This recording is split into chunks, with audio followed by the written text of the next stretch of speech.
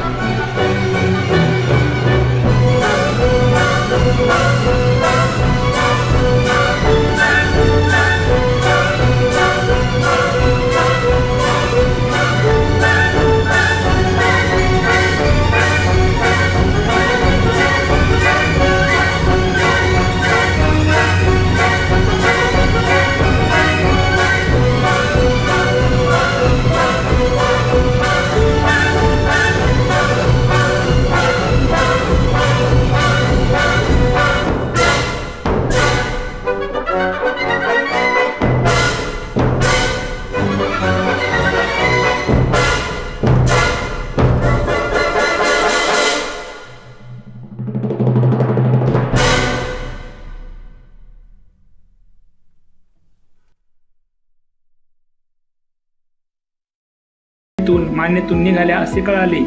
कोसळून पडलेले गुलशन कुमार यांच्या ड्रायव्हरने पूजेचा कलश आरोपींना फेकून मारला, तेव्हा आरोपींनी ड्रायव्हरवरही 2 गोळ्या झाडल्या। पुढे गुलशन कुमार यांना कुपर रुग्णालयात दाखल केले। गुलशन कुमार यांना कुपर रुग्णालयात दाखल केले असता त्यांना मृत घोषित केले। गुलशन कुमार यांचा ज्यूस सेंटर ते कॅसेट किंग असा प्रवास इथेच थांबला। पुढे घटनेची चौकशी करताना हत्या अंडरवर्ल्ड डॉन अबू सालेमच्या सांगण्यावरून करण्यात आली असे कळाले। खंडणी न दिल्याने संतापलेल्या सालेमने दाऊद मर्चंट आणि विनोद जगताप या 2 शार्पशूटरांना सुपारी दिली। दाऊद मर्चंटने डोक्यात तर बाकीच्या गोळ्या विनोद जगतापने झाडल्या असे त्यांनी स्वतः कबूल केले आहे, असे एका मराठी वृत्तवाहिनीच्या लेखात म्हटले आहे।